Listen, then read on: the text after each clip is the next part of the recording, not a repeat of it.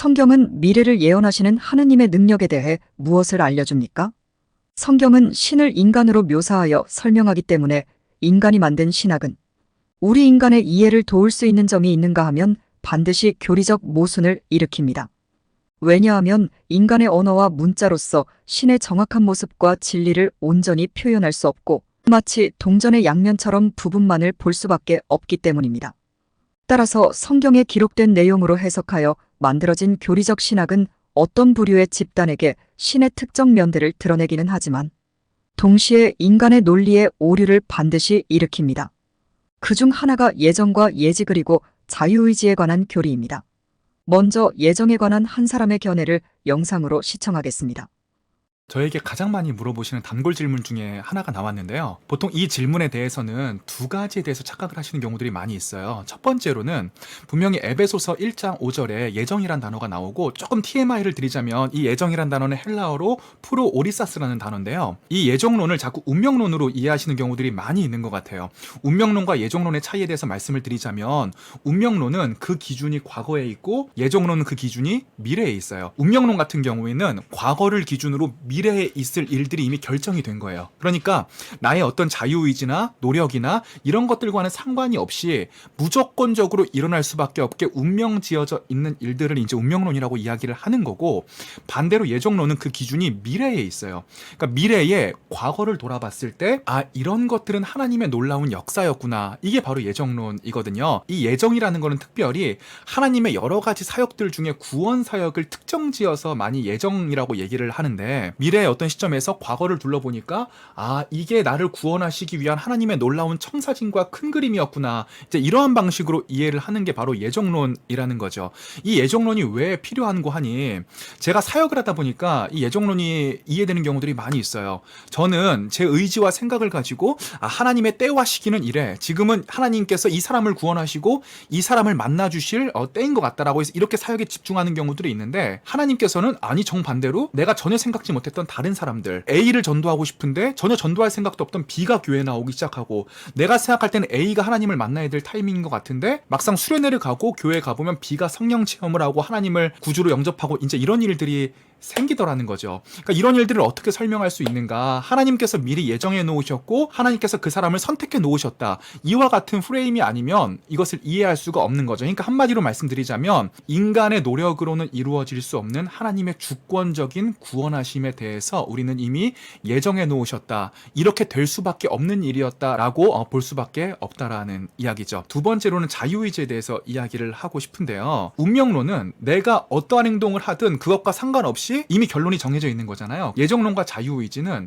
나의 의지와 하나님의 의지가 시줄과 날줄처럼 엮여져서 하나의 옷감을 만들어가는 과정들을 이야기를 하는 거죠. 하나님께서는 우리 시간 밖에서 우리를 보고 계시잖아요. 그러니까 우리가 어떠한 선택을 할지, 우리가 어떠한 결과를 낼지에 대해서 이미 다 알고 계시고, 그 알고 계신 상태에서 자신의 예정과 우리의 자유의지와 하나로 합쳐져서 합력하여 선을 이루도록 이끌어 나가시는 분이라는 거죠. 여러분 놀랍지 않으세요?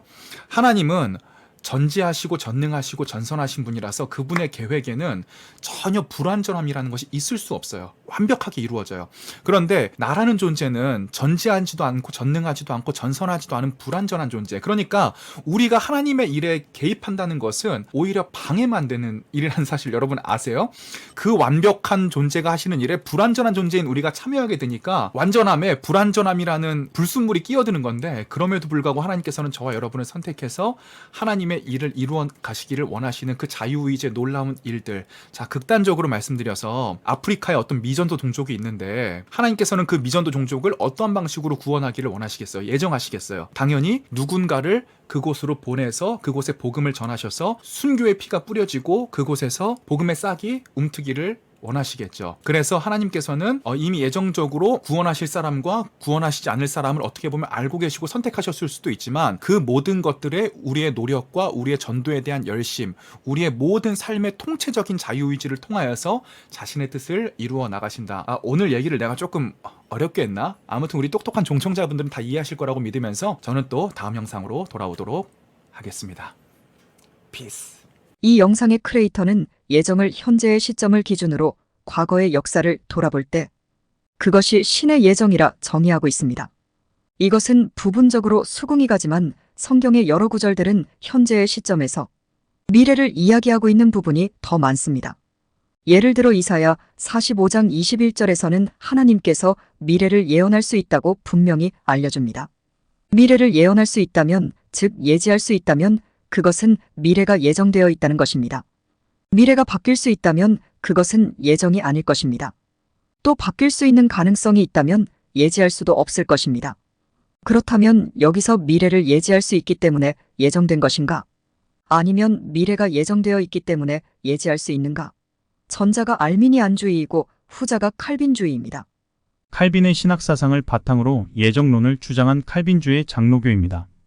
칼빈주의는 천지를 창조하시고 우주의 모든 만물을 다스리시는 절대 주권자이신 하나님을 인정하고 택함 받은 자들이 하나님의 감동으로 성경을 하나님 말씀으로 믿으며 오직 하나님만을 높고 하나님께만 존귀와 영광을 돌려드려야 한다는 신학사상입니다.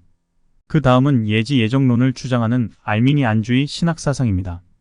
이는 창조주의자 우주 모든 만물을 통치하시고 다스리시는 하나님과 또한 하나님의 감동으로 기록된 성경이 하나님 말씀이라는 것을 믿으며 영광과 존귀와 높임을 받으시기에 합당하신 하나님임을 인정하는 것은 동일하나 하나님께서 사람에게 선택의 의지와 결정의 자유의지를 주셨고 이에 따라 선택과 결정의 자유에 기반하여 교리를 만들어 신앙생활을 하는 신학사상의 흐름입니다.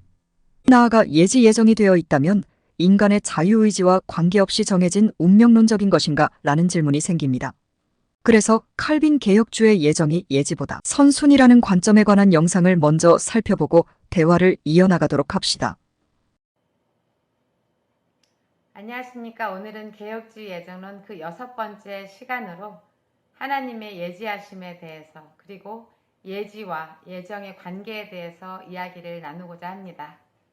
먼저 예지와 예정이라는 단어의 정의를 간단하게 내려봅니다. 예지는 미리 알다, 그리고 예정은 미리 정하다입니다. 오늘날 기독교 전반에 뿌리내리고 있는 알미니안주의에서도 하나님의 예정하심을 말합니다. 그들이 가진 예정의 개념은 선예지, 후예정, 즉 미리 먼저 보시고 미리 아신다는 예지를 근거로 미래의 사건들을 정하신다는 내용입니다. 반대로 개혁주의는 선예정, 후예지, 즉 사건을 확정하는 예정이 미리 있고 확정적인 사건을 전제로 보시는 하나님을 말씀합니다. 먼저 예정과 예지의 관계를 논리적으로 생각해 보겠습니다. 미리 정한 예정의 사건이 있을 때 그것도 전지전능하신 주권자 하나님의 뜻에 의해 세워진 정함이 있다고 할 때 예지는 필수적이고도 당연한 논리적인 결과입니다. 미리 결정된 것이 없다면 예지할 수 없습니다. 만약 확실하게 일어날 것을 미리 정한 것이 없는 상태에서 예지한다는 것은 미리 보는 것 혹은 미리 아는 것이 아니라 미리 추측하는 것에 불과합니다. 예정과 예지의 관계는 원인과 결과, 즉 인과의 관계입니다. 알미니안주의의 신학체계에서 말하듯이 특정한 사건을 정한 바가 없는 상태에서 그 결과가 어떻게 되는지를 미리 보시고 그것을 토대로 정한다는 것은 앞뒤가 맞지 않는 말입니다. 논리적으로 예지는 반드시 예정을 전제로 합니다. 신학체계 중에서 소신이안파와 유니테리안파가 있습니다. 그들은 하나님의 예정과 예지를 모두 부인합니다. 그리고 성경의 모든 예언을 추측으로 격화시킵니다. 그들의 견해는 기독교 역사상 한 번도 공인된 기독교의 지지를 받은 적이 없습니다. 그런데 그들이 정직하게 고백하고 있는 것이 있습니다. 인간의 미래의 행동에 대해서 하나님의 확실한 예지를 부인할 수밖에 없는 이유를 이렇게 설명합니다. 만약 예지를 인정하게 되면 개혁주의에서 말하는 예정 또한 받아들일 수밖에 없기 때문이다. 그들은 논리적 전개의 필연성과 변론의 위력을 인정한 것입니다. 알미니안주의의 선예지, 후 예정의 발상은 인본주의적인 발상입니다. 논리의 전개, 교리 체계의 시작부터 그들의 중심은 하나님이 아니라 인간에게 있습니다. 예지 예정의 교리는 하나님의 주권을 인정하지 않습니다. 하나님의 계획은 있을 수도 없습니다. 또한 그의 섭리도 부정합니다. 만약 그들의 말대로 하나님이 정하시지는 않고 미리 볼 수 있기만 하신다면 모든 사건이나 개개인의 인생 행로 그리고 영원한 생명의 갈림길인 천국과 지옥에 가는 것은 모두 인간에게 달려있다는 말입니다. 더불어 예지 예정은 하나님의 능력을 바닥에 떨어뜨립니다. 하나님은 인간이 버려놓은 일을 수습하기에 바쁜 분으로 전락하게 됩니다.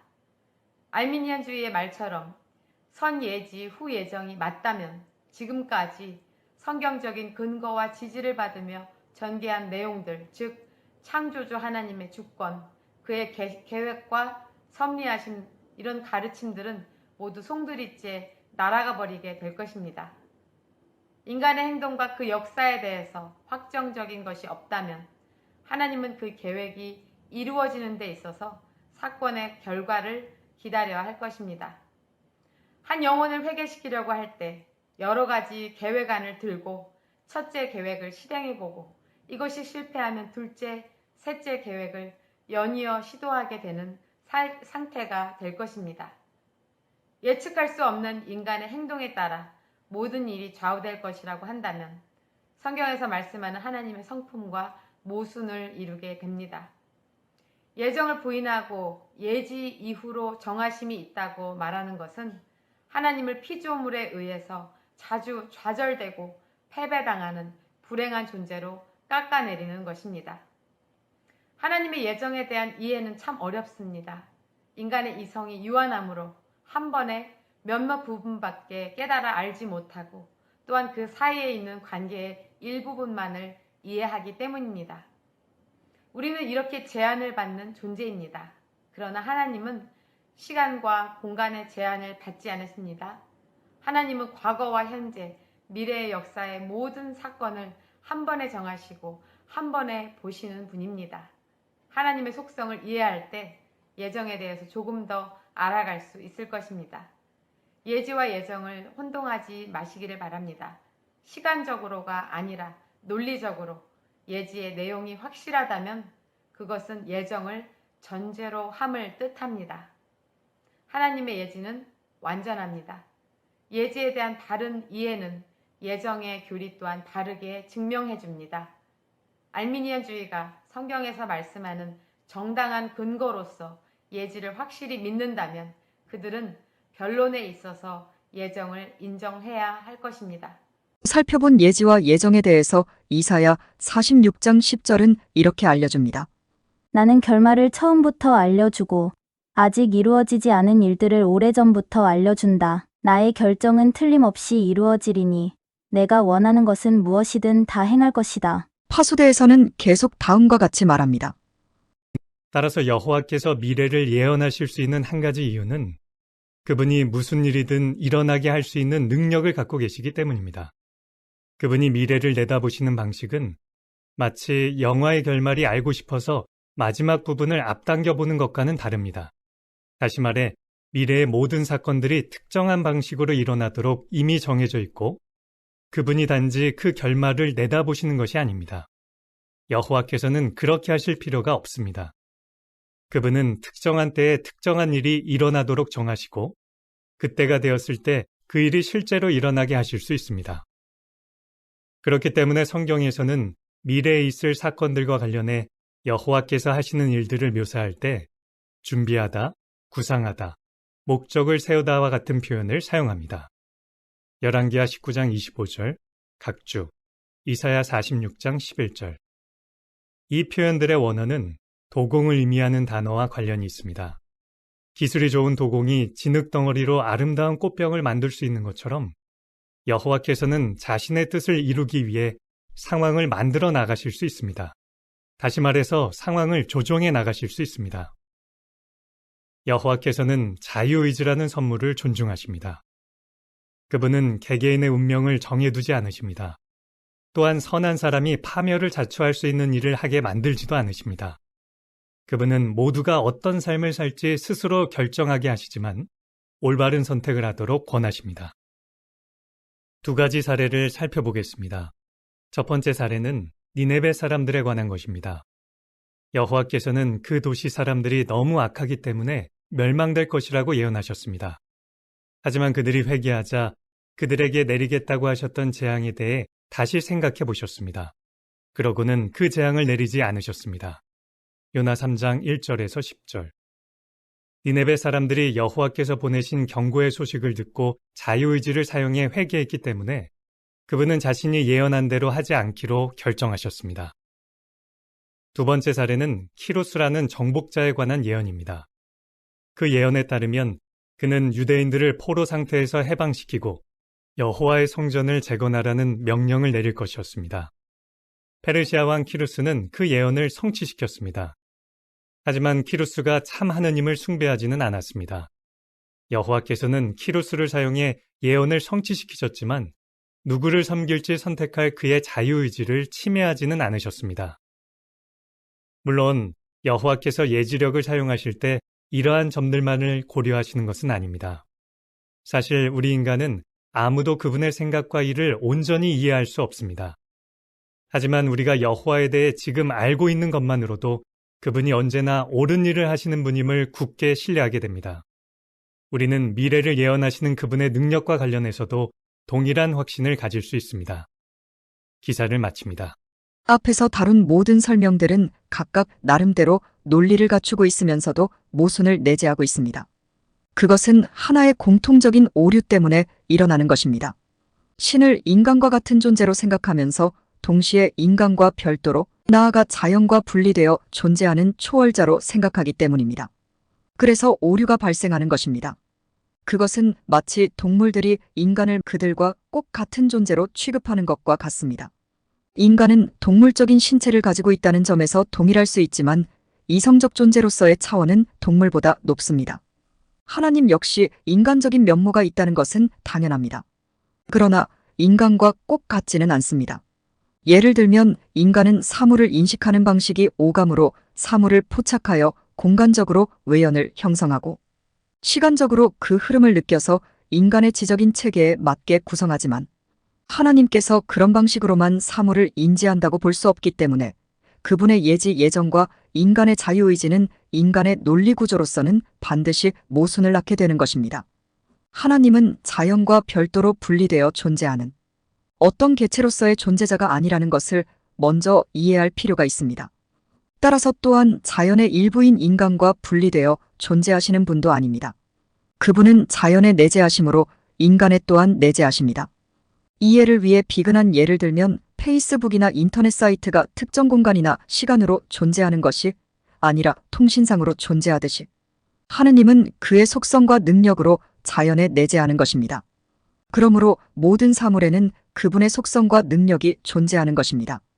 따라서 이 자연 곧 우주의 진행은 그분의 질서와 법칙에 의해서 진행하는 것이며 거기에 속한 모든 사물도 그분의 필연적인 법칙에 따라 진행됩니다. 이것은 인간의 자유의지라는 부분이 도저히 들어설 여지가 없는 것으로 관찰됩니다. 그러나 역설적이게도 모든 사물이 필연적 법칙에 따라 존재하고 진행된다는 것을 확실히 깨닫는 순간 자유가 발생하는 것입니다. 왜냐하면 모든 사물이 하느님의 질서와 법칙에 따라 존재하고 진행한다는 것은 곧 그 사물이 하느님의 조각이라는 뜻입니다. 즉 인간도 바로 하느님의 일부라는 사실입니다. 따라서 하느님의 일부인 우리 인간은 무한한 자유를 가지게 됩니다. 왜냐하면 바로 나 자신이 하느님의 역할을 담당하고 있기 때문입니다. 그리하여 내가 무엇을 어떤 방식으로 하든 그것이 원인이 되어 미래를 결정하기 때문입니다. 전체로서의 하느님은 자유로운 원인으로 출발하여 무엇이든 자유롭게 행할 능력이 계시지만 가장 좋은 방식을 택하시기 때문에 그것은 인간의 관점에서 하나의 시공간의 하나의 장면밖에 연출할 수 없는 것으로 보일 수 있습니다. 그래서 하나님은 자유로우시며 또한 그의 행하심이 예정된 것입니다. 그러므로 우리 인간 또한 하나님의 계획과 예정에 종속될 수밖에 없으면서도 그 종속이 우리의 자유를 제한하지 않습니다. 인간은 하나님의 일부이기 때문입니다.